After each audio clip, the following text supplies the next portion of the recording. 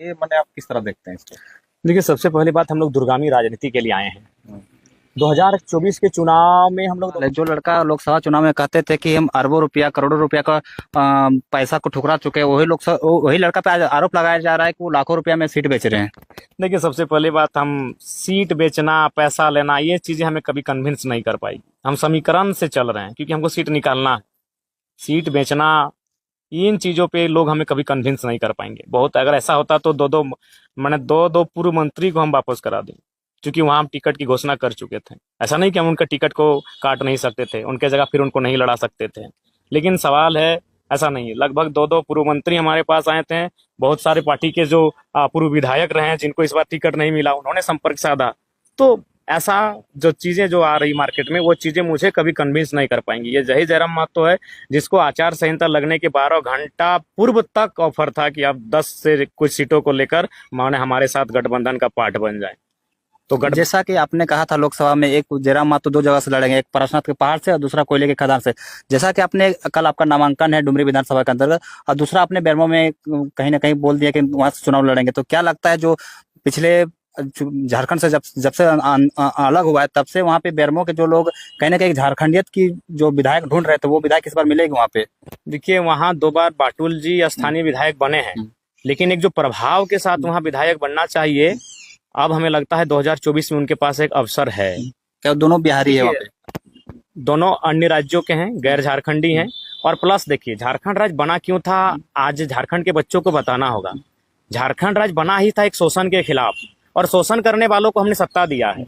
जी हाँ, मैं खुले मंचों पे कह रहा हूँ, अनूप सिंह से मेरी कोई शत्रुता नहीं है, रविंद्र पांडे से हमारी कोई शत्रुता नहीं है, लेकिन वो जिस पृष्ठभूमि से आते हैं, जिस व्यवहार को वो आज भी वो करते हैं, इसी व्यवहार और इसी पृष्ठभूमि से आजादी के लिए हमारे पूर्वजों ने आंदोलन किया था।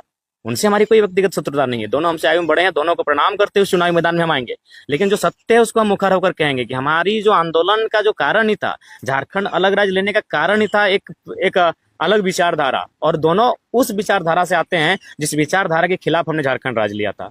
तो ये तो हम कह सकते हैं कि बेरमो विधानसभा जो है वो 1970 से 1980 के दौर का होगा, जब विनोद बिहारी महतो, शिबू सोरेन, शिवा महतो, टेकलाल महतो, कॉमरेड ए के राय, तमाम आंदोलनकारी झारखंड अलग राज्य लेने के लिए जो आंदोलन करते थे, उस समय जो लाठियां खाते थे, तो बेरमो का स्थिति वही है। अब वो बेरमो को डिसाइड करना है कि उन्हें झारखंड अलग राज्य करने के मकसद को पूरा करना है या फिर गुलामी को स्वीकार अच्छा, करना है। हम बेरमो की बात की, डुमरी की बात करते हैं, तो अभी आप एक प्रत्याशी जो जेएमएम से है, बेबी देवी आई है, जो नहीं कहीं कहीं नहीं, वो अभी पूर्व अभी मंत्री भी है, उसके सामने आप अपने क्या लगता है, जगन्नाथ महतो को छवि देख के लोग उस पर वोट करेंगे? देखिए, सबसे पहली बात, जगन्नाथ महतो आज दुनिया में नहीं है। मैं उनका जब तक वो थे और नहीं होने के बाद भी मैं उनका एक सच्चा समर्थक रहा हूं। मैंने हमेशा उनका आदर किया है। लेकिन मेरा मानना है कि झारखंड और भारत की जो राजनीति में जो एक भावना आता है, सिंपैथी का जो वोट और चुनाव होता है, मैं चाहता हूं कि अब पढ़े लिखे युवा और अभिभावकों को भी थोड़ा इस विषय पे सोचना चाहिए। ऐसी एक बात बताइए, मान के चलिए अगर कोई डॉक्टर के साथ किसी प्रकार की घटना घटती है, तो क्या हम इस बात का दलील देंगे कि डॉक्टर के बेटे को डॉक्टर बना दिया जाए? या फिर किसी वकील के साथ किसी प्रकार की ऐसी कोई घटना घटती है, तो क्या हम ये दलील देंगे कि वकील के बेटे या बेटी को वकील बना दिया जाए? किसी इंजीनियर के साथ अगर किसी प्रकार की कोई घटना घटती है, तो क्या हम ये दलील देते हैं कि भाई इंजीनियर के बेटे अथवा बेटी को इंजीनियर बना दिया जाए? जब नहीं दलील देते हैं, वहां पर हम प्रतिभा का बात करते हैं कि भाई उनके बच्चों में प्रतिभा होगी तो वो इंजीनियर, डॉक्टर, वकील बनेंगे, तो फिर नेता में इस तरह का सिंपैथी क्यों होना चाहिए? ये पूरे भारत को, मैं किसी पार्टिकुलर को नहीं, पूरे भारत से मैं ये कहना चाहूंगा कि जब इंजीनियर के साथ किसी प्रकार की घटना घटती है, डॉक्टर, वकील, अन्य जो कार्य करने का जो डिपार्ट है, तो फिर हम ये कभी दलील नहीं देते हैं कि उनके बेटे अथवा उनके बेटी को उनके स्थान पर, पोस्ट पर रखा जाए। तो पॉलिटिक्स में भी इन सब चीजों से हमें ऊपर उठना चाहिए। अगर देखिए, जो नहीं आज राजनीति में, अगर उनके बाद उनका गुण, उनका लक्षण, उनका जैसा व्यक्तित्व अगर उनके परिवार के सदस्य में दिखता है, तो भाई वो जनता निर्णय करेगी। लेकिन ये जनता को तय करना है कि चुनाव उन्हीं के नाम पर हो जो चुनाव में खड़े हों। चुनाव में जो भी खड़े, XYZ अगर खड़े हैं और XYZ अगर अपने नाम पे वोट मांग रहे हैं, अपने काम पे अगर वोट मांग रहे हैं, तो बिल्कुल उनको करें। लेकिन वो अगर पास्ट के नाम पे जो आज मान के चलिए वो X अगर Z के नाम पे वोट मांग रहे हैं, तो ये मेरे हिसाब से और जनता के हिसाब से और झारखंड के फ्यूचर के भी हिसाब से, चाहे कोई सीट रहे, वहाँ उचित नहीं है। तो इसीलिए हमें अब थोड़ा सा प्रैक्टिकल पॉलिटिक्स की ओर बढ़ना चाहिए। हमें चीज़ों को समझना चाहिए कि विधानसभा एक ऐसा स्थान होता है जहाँ जो जिसको हम लोग चुन के भेजते हैं वह हमारी पूरी क्षेत्र की आवाज बनता है। उसको हर तरह से मतलब काफी परिपूर्ण होना पड़ता है, तार्किक रूप से, जानकारी के रूप से, प्रेजेंटेशन के रूप से, हर दृष्टिकोण से उसको एक अपने आप को अलग प्रेजेंट करना पड़ता है, क्योंकि वह 3 लाख जहाँ वोटर्स होते हैं वहाँ का रिप्रेजेंटेटिव बन के जाता है।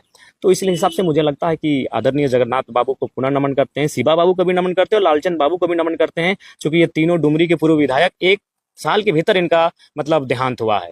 लेकिन मेरा मानना है कि जब शिवाजी थे उनके बाद जो प्रत्याशी का चयन किया गया तो उनके घर से तो नहीं चयन किया गया था। लोगों ने फिर प्रतिभा को देखा कि भाई शिवा बाबू के तरह कौन आगे उस डुमरी को बढ़ाएंगे। तो इस बार भी डुमरी में वही होगा, जगन्नाथ बाबू जहाँ से छोड़ के गए हैं वहां से आगे बढ़ाने वाला चाहे कोई रहे, वो जयराम महतो रहे, चाहे सत्या रहे, चाहे संतोष रहे, जनता चुनेगी। जेलकम पार्टी का भविष्य क्या हो गया तो पता नहीं, पर राजनीति में झारखंड की राजनीति है कहीं ना कहीं उथल पुथल हो चुके हैं। आप डुमरी से लड़ रहे हैं, यहाँ अभी तक आंसू अपना प्रत्याशी नहीं दे पाई, आपके बगल में टुंडी विधानसभा, वहाँ पे भी लोग प्रत्याशी नहीं दे पा रहे, तो कहीं ना कहीं लगता है कि जयराम महतो को जो विचारधारा है पूरा झारखंड में असर कर चुका है। देखिए, मैं बार बार कह रहा हूँ, 2 सालों में राजनीति में जेल कैम्प की जो पहचान बनी है, जयराम महतो के नेतृत्व में जो आज ये पहचान बनी है, इससे भय है, स्थापित राजनेताओं को भय है।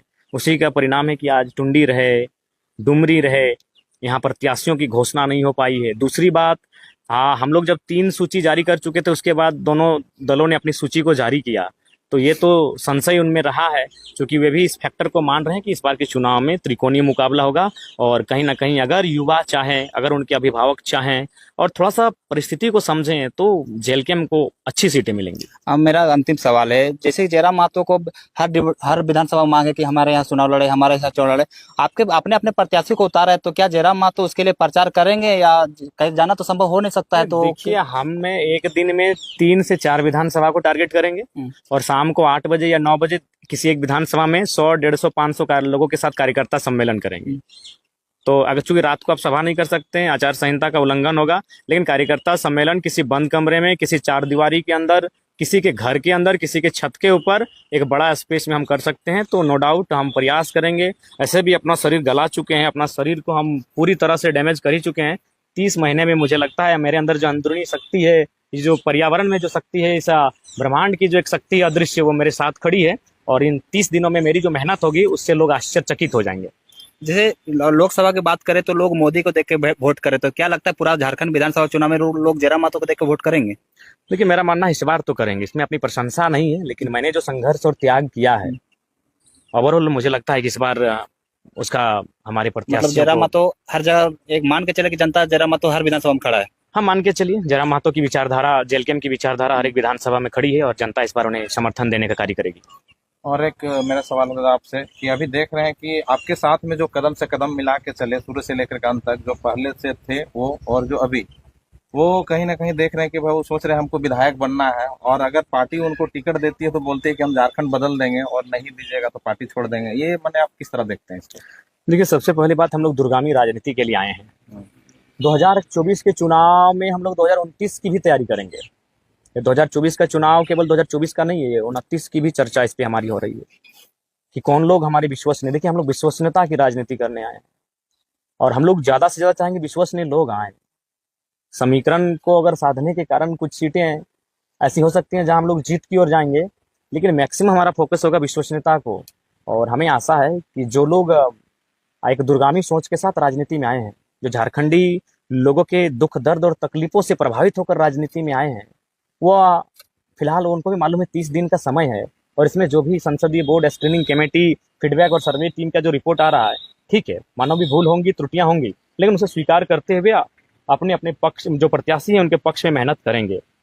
वैसे लोग जो जनता के दुख और पीड़ा को महसूस करके आए हैं, लेकिन जो लोग सिर्फ चुनाव लड़ने आए हैं शायद वो हमसे कट सकते हैं। रात रात तक जग के हेडराइटिंग के माध्यम से आप लोग प्रत्याशी की घोषणा कर रहे हैं, तो क्या आप लोग दिन रात एकदम एक कर दिए चुनाव को लेकर के? देखिए, मेरा शरीर देख के भी कोई अंदाजा लगा लेगा। आज जो मेरे शरीर का हाव भाव है, जो मेरे आंखों का हाव भाव है, जो मेरे फेस का हाव भाव है, और इंटरनली तो पूछिए मत कि क्या मना तकलीफ है अंदर, वो तो पूछिए ही मत। अभी और एक चीज देख रहे हैं सर जी कि अभी जो आपने जो प्रत्याशी सबका जो घोषणा किया, मैंने आलोचना बहुत हो रहा है, आपको अपने नजरिए से आप किस तरह देख रहे हैं इसको? देखिए, सबसे पहली बात है, आलोचना इंसान की उपलब्धियों के साथ आलोचनाएं साथ साथ चलती हैं।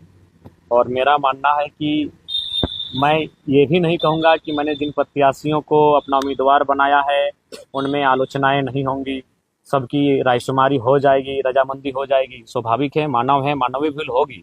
लेकिन 3 वर्षों का जो मेहनत रहा है, हम चाहेंगे कि आपसी निजी महत्वाकांक्षा के कारण उन 3 वर्षों के मेहनत को हमारे जो कार्यकर्ता हैं उसे बेकार ना करें। जहाँ तक प्रत्याशियों के चयन का सवाल है, आप भी जानते हैं कि अचानक 15 तारीख को डेट अनाउंसमेंट होता है और 18 तारीख को नॉमिनेशन स्टार्ट होता है। ये झारखंड के हिस्ट्री में पहली बार हो रहा है। मैं इसका श्रेय नहीं लेना चाहता हूँ, लेकिन जो बुद्धिजीवी वर्ग बैठा है, जो राजनीति को समझता है, वो 5% ही सही इसका श्रेय जयराम महतो को दे रहा है कि इतनी जल्दी चुनाव क्यों हो रहा है। क्योंकि सबको मालूम है कि ये लड़का इसको 70 का 70 विधानसभा में जाना होगा।